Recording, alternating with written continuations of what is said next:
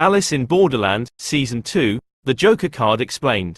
When Season 2 of Alice in Borderland dropped on Netflix, fans were hyped to finally get some well-earned answers to their many questions after a 2-year-long waiting period. But the Conqueror is well prepared. When the credits rolled, many came out even more confused than when they went in. To some, the Season 2 finale of Alice of Borderland felt like a cop-out, a cheapening of everything that happened in both seasons of the show. Not only does he possess technology, were the characters really in limbo? Is that how the showrunners want to leave things? It sure doesn't feel right. For these disgruntled fans, there's only one thing keeping their beloved show's second season from going downhill, a thing that many of us hadn't even considered up to this point: the existence of a Joker card, confirmed by a mysterious shot right before the credits roll in Season 2's final episode. While the emergence of this card was a relief for some, it was a source of confusion for others. What could this Joker possibly mean? If you are one of the many unsure of what exactly went on in that final scene, come with us.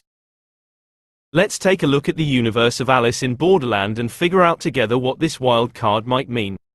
What is Alice in Borderland about? Based on the manga series of the same name by Haro Aso, Alice in Borderland tells the story of young Ryohei Arasu, Kento Yamazaki, after he is transported to a parallel universe in which he is forced to play games of life or death in an emptied-out version of Tokyo. The games are divided into 4 categories represented by suits on a deck of playing cards. Clubs are games of teamwork, hearts games presuppose betrayal, diamonds stand for a battle of wits, and games of spades measure the player's physical abilities. The difficulty of each game is measured by the number on the card that appears before the match starts. The higher the number, the harder it is for the players to come out alive. Neither Arasu nor any of his companions know who is behind these sick games. All they know is that they must play and win in order to remain alive. Throughout Season 1 of Alice in Borderland, Arasu loses his closest friends, Karube, Keita Machida, and Chota, Yuki Morinaga, and makes new allies in the form of Kuina, Aya Asahina, Chizuya, Nijiro Murakami, and, especially, Usagi, Tao Tsuchiya. He also makes some enemies, such as Aguni, Sho Aoyagi, and Naragi, Dori Sakurada, the violent military leaders of the apparently utopian commune known as the Beach. Still, in the final episode, Arasu and his companions emerge victorious from the last numbered card game, a particularly gruesome 10 of Hearts game of detective, and now must fight to collect all the face cards. Each of the face cards is represented by a person claiming to be a citizen of Borderland. Season 2 of Alice in Borderland begins with our heroes trying to escape the murderous king of spades, Ayumi Tanida, and running into a game created by the nudist king of clubs, Tomohisa Yamashita. Over the course of the season, Arasu, Usagi, Kuina, Chizuya, Aguni, and the other survivors fight these generals one by one until only the Queen of Hearts remains. What happens in the Season 2 finale of Alice in Borderland?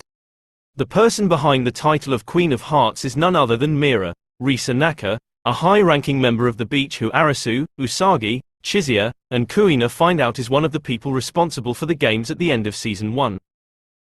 At the end of Season 2, Mira has Arasu and Usagi over for a game of croquet atop a large building, but the game itself is the least important part of her plan.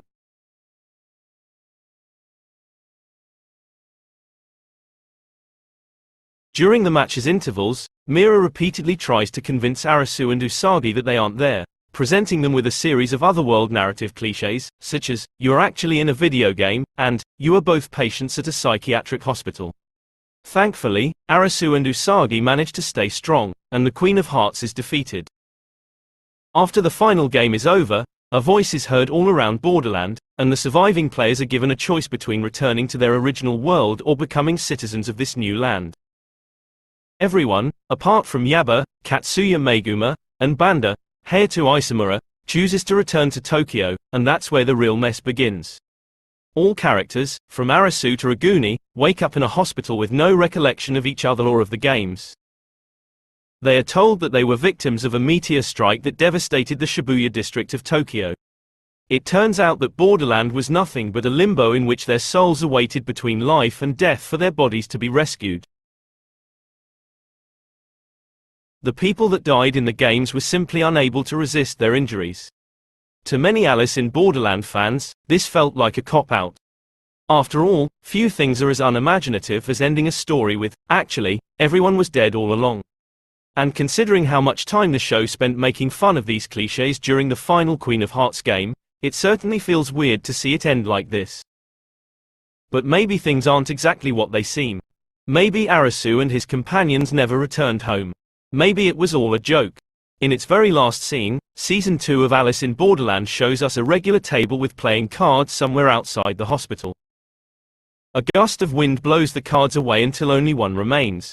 A card that so far hasn't appeared in any of the games. A Joker. Could it be that the games aren't yet finished? What does the Joker card mean? Well, that remains to be seen. So far, there is no Season 3 of Alice in Borderland on the horizon. And if the story ends there, in that image of a Joker, fans will have to decide what to do with it. They can either ignore the card altogether and accept that all of Borderland is nothing but a waiting room for the afterlife, or they can accept that the games aren't exactly over, but that we will also never know how this last game plays out. Something that Alice in Borderland has made clear since Season 1 is that the games only end once all the cards in the deck are collected, and, up to that final scene, there had been no mention of a Joker. Both characters and viewers assumed that there were only numbered and face cards to be found. Now, it seems that there is still one game to be played. But what could this game look like?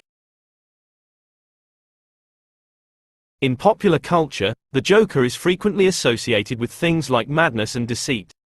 Just think of the eponymous Batman villain and all his plans to make others question their sanity. Thus, a Joker game would most likely have our characters questioning their grip on reality, possibly trapped in a lifelike scenario, unable to tell that they aren't exactly in the real world. The Joker game could, for instance, place Arisu and the others in a hospital and convince them that they were all hit by a meteor in a freakish, once-in-a-millennium kind of accident. Perhaps the game could be about figuring out that you are not in the real world and recovering your memories. But that, of course, is just a theory. Here's hoping Netflix will renew Alice in Borderland for a third season so that we won't have to rely on theories for long.